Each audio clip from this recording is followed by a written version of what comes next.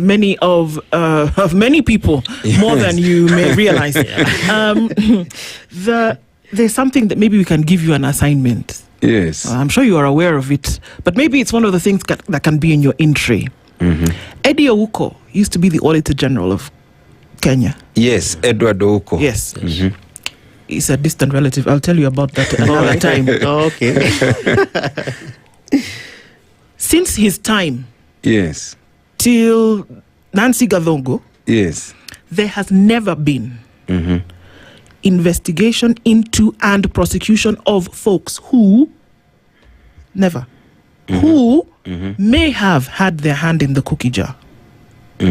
There may have been the thought of a recommendation when audit queries are raised and go unanswered, that we are dealing in times where people have audited and now are reporting on fiscal issues, financial issues in the budget for years gone by.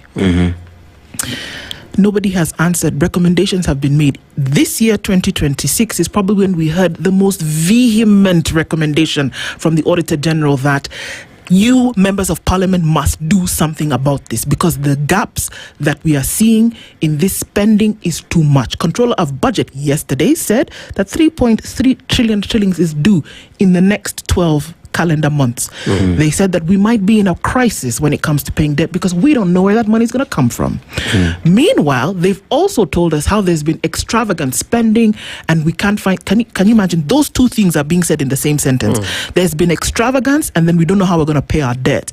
Also, they've said that 80% of the money that's collected is going towards the payment of debt. All of this is happening, Mr. President, while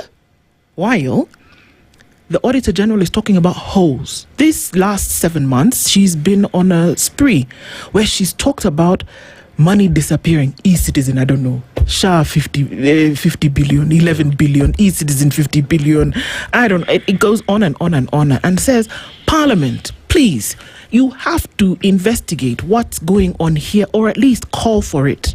EACC, ODPP, DCI, all the acronyms. However, we're still waiting. And there's a reason why I started with Eddie Ouko, that they raise these issues. There's a legislature, there's a judiciary as arms of government and not the incestuous love child of one the other. They are on the same par. Could that be something that can actually be looked at with all seriousness? Because the amounts of money that we are being told is lost is enough to actually take care of Kenya's issues. Enough. Okay, so let me answer. First, let me give a clarification. There have been investigations and prosecutions over the years arising from audit queries. There have been public officers even who've been jailed arising from audit queries. So it's not that nothing has been done, but too little. I think where I agree with you is that not enough has been done. Okay, I can see there. And what has happened is that the role of the Auditor General, when they audit public offices and agencies, they ask for information, they ask for evidence. Yes. And if the evidence doesn't come, they ask a second time. And if it doesn't come a second time, then they do their audit report. They qualify. Qualify means that they are not satisfied that the accounts present a true and fair view. And once they have done that one, they send their audit report to Parliament. And their job is over at that stage. It's now the job of Parliament to process the audit reports. Many times they call these officers. The officers come.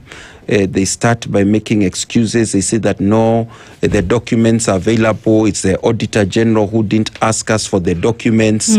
So they also introduce a bit of confusion. They now give their side of the story. So one of the things that should happen at this moment is that there should be an ability for the Auditor General to do a follow-up report after Parliament has done its job.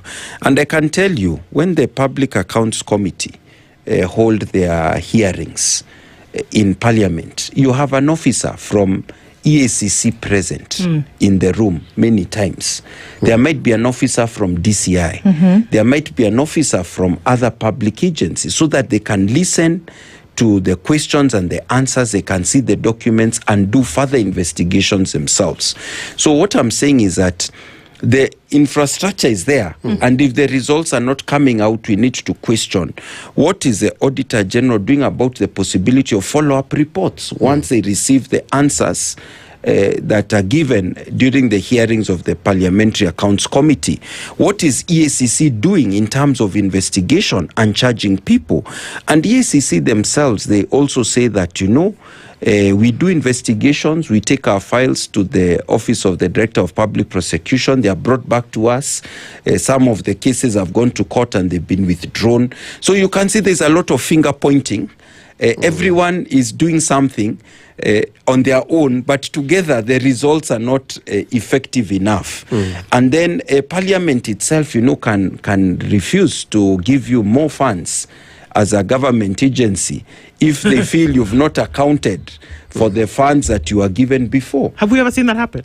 Well, in some cases it has happened that there's been a lot of negotiation and reduction of funding. But you see, if the funding line is for paying salaries, are you going to punish employees because the organization did not account? So the point is that there is need for a much stronger push involving all the organs that have been given responsibility in the law to fight against failures of accountability, financial accountability. More needs to be done, and the Law Society of Kenya will do what it can under public interest litigation. One of the things that I'm very happy about is that recently a decision of the High Court in a case involving the Rirutangong intended railway made it very clear that access to information, which is provided in the Constitution and even an Act of Parliament, is not something that you'll wiggle out of when a matter goes to court. And even government projects can be stopped if you don't supply the relevant information. So basically it has opened an avenue now for Kenyans to demand information the way Senator Mtata has done it over the years. And if government fails to supply information that it should, then even to stop that particular project that is sucking government funds. So we should be able to know now about Eurobond, about Standard Gauge Railway, about the Expressway, and about all these other projects and issues where Kenyans are concerned. Was money used properly, using the route of access to information that is founded on Article 35 of the Constitution and the Access to Information Act and the Commission on Administrative Justice, that is the one that administers that particular law. If I can keep pulling on that thread just a little bit, it's interesting that you mentioned this in terms of information, because one of the things that has been called for over the last, and it still continues to be a public outcry, is that the public debt register should actually be public. The National Debt Register should actually be public. We should know what exactly is happening and should be up to date. Yes. We're not up to date in terms of, if you go to the website, which I did yesterday actually, we're not at 2026 in terms of what is owed and what it was borrowed for, where it was borrowed from, and what is